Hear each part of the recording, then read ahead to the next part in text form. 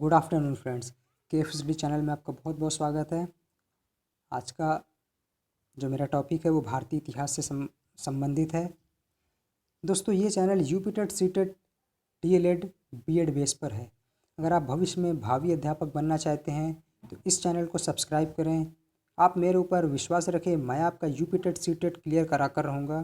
विश्वास ही सब कुछ होता है मेरे दोस्त। आप विश्वास करेंगे तो ये आपके लिए भी अच्छा होगा, मेरे लिए भी अच्छा होगा। क्योंकि अगर मैं पढ़ाऊँगा, बहुत सारे पार्ट बनाऊँगा, अगर आप इंटरेस्ट से नहीं पढ़ेंगे तो मुझे भी अच्छा नहीं लगेगा। तो आप लोग मेरे चैनल को सब्सक्राइब करें। डेली बेस पे मैं आपको वीडियो प्रोवाइड कराऊँगा। आप वीडियो देखें और कुछ गाइडलाइंस आपको फॉलो करना होगा। अगर आप वो फॉलो कर लेंगे तो मैं ज़रूर आपका UP TET C TET clear करा कर रहूँगा। क्योंकि मैं आपको उतना कंटेंट ज़रूर दे दूँगा जितना यूपी टेट सी टेट में पूछा जाएगा। और ये एक दिन का काम नहीं, इसके लिए काफ़ी समय लगता है। तो भारतीय इतिहास हम शुरू कर रहे हैं। इंडियन हिस्ट्री, ये भी काफ़ी बड़ा पार्ट है, तो इसके लिए 6 से 7 वीडियो ज़रूर लगेंगे पूरा भारतीय इतिहास जानने के लिए। तो हम शुरू करते हैं आज का हमारा वीडियो। उत्तर में हिमालय, दक्षिण में समुद्र तक फैला ये महाद्वीप भारतवर्ष के नाम से जाना जाता है। आपको पता है, भारत के उत्तर में हिमालय पड़ता है और भारत के दक्षिण में पूरा समुद्र है। तो ये जो भाग है ये भारतवर्ष के नाम से जाना जाता है। महाकाव्य एवं पुराणों में इसे भारतवर्ष कहा जाता है और या भरत का देश। यूनानियों ने भारत को इंडिया कहा है। मध्यकालीन मुस्लिम इतिहासकारों ने हिंद या हिंदुस्तान कहा है। तो यहाँ से होती है भारत के इतिहास का प्रारंभ।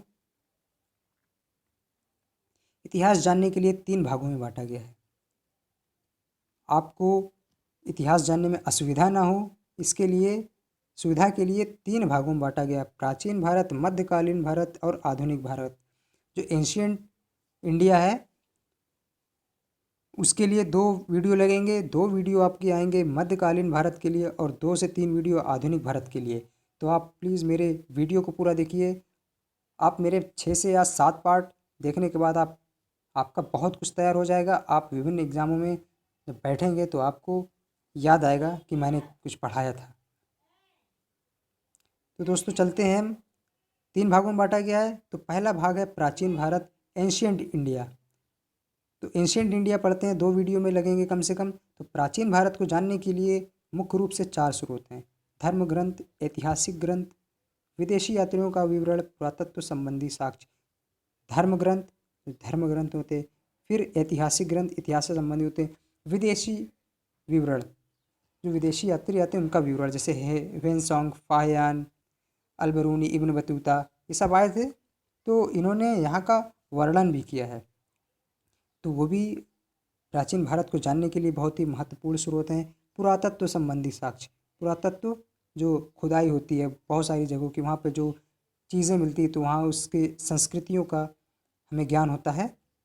तो ये हैं 4 मुख्य रूप से स्रोत हैं प्राचीन भारत को जानने के लिए। चलते हैं हम पहले स्रोत की तरफ। पहला स्रोत है हमारा धर्म ग्रंथ। तो धर्म ग्रंथ के अंतर आता है वेद। आपको पता होगा, सबको पता है कि वेद 4 वेद होते हैं। कौन कौन से होते हैं? ऋग्वेद, यजुर्वेद, सामवेद और अथर्ववेद। तो हम इनके बारे में विस्तार से पढ़ते हैं। तो पहला है हमारा ऋग्वेद। ऋग्वेद सबसे प्राचीन वेद है। सबसे प्राचीन वेद ऋग्वेद पूछा जाता है काफ़ी बार। धनुर्वेद ऋग्वेद का उपवेद है। ऋग्वेद का उपवेद कौन है? धनुर्वेद। ऋग्वेद में 10 मंडल हैं, 1028 सूक्त हैं, 10,462 रचनाएं हैं। आपको मैंने बताया कि 10 मंडल हैं, तो इसी क्रम में 10वें मंडल में बताया गया है कि मानव जाति में 4 वर्ण हैं। मानव जाति में 4 वर्ण हैं, ये बताया गया है। अब वो 4 वर्ण कौन कौन से आगे हम देखते हैं। ब्राह्मण, क्षत्रिय, वैश्य और शूद्र।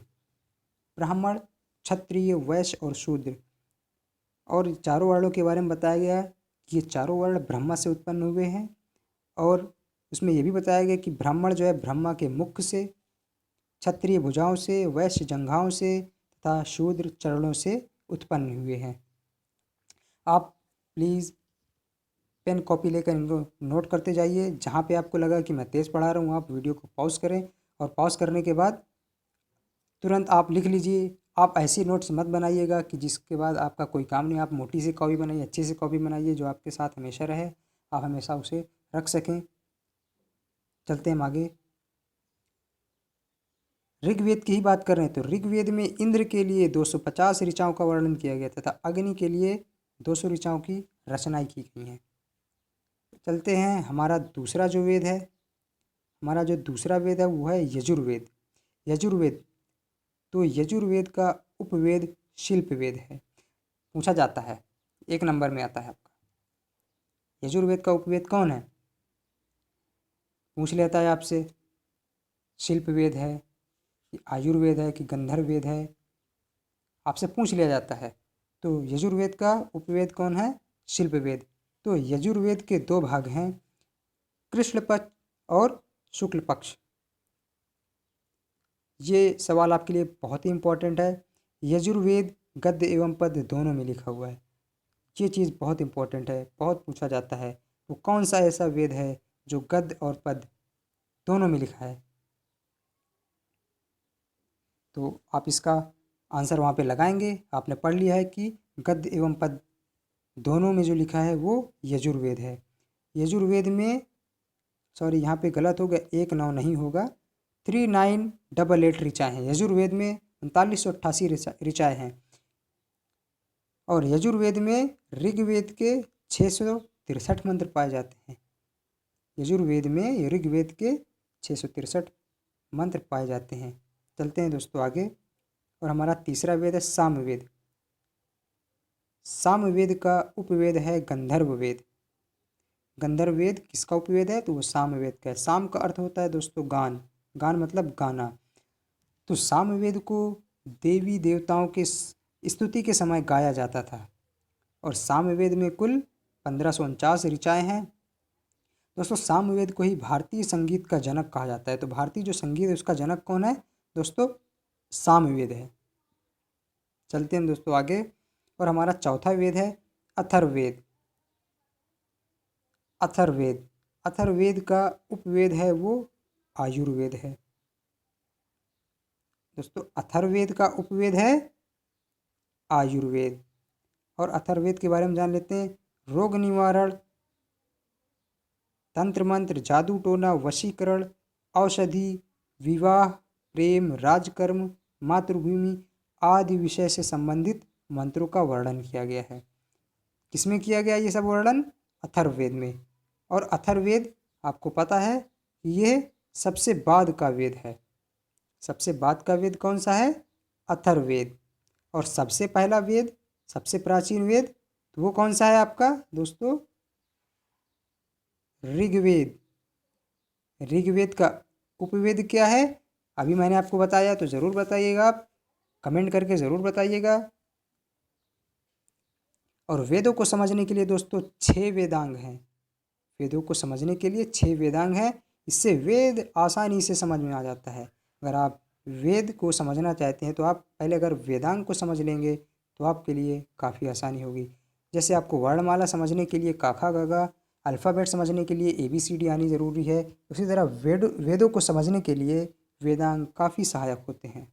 और ये 6 वेदांग कौन से हैं दोस्तों? शिक्षा, कल्प, व्याकरण, छंद, ज्योतिष, निरुक्त।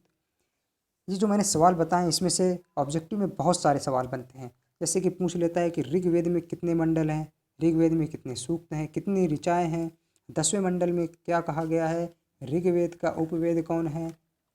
और आपसे पूछ सकता है यजुर्वेद का उपवेद कौन सा है। डीप में क्वेश्चन पूछेगा तो पूछ लेगा ऋग्वेद में इंद्र के लिए कितनी ऋचाओं का वर्णन किया गया है, यजुर्वेद में कितनी ऋचाएँ हैं, ये सब पूछ लिया जाता है। दोस्तों मैंने भी यूपी टेट सीटेट फेस किया है, फिर वहाँ पर इस समझ में नहीं आता है, इसके लिए हमें अच्छे से पढ़ना होगा।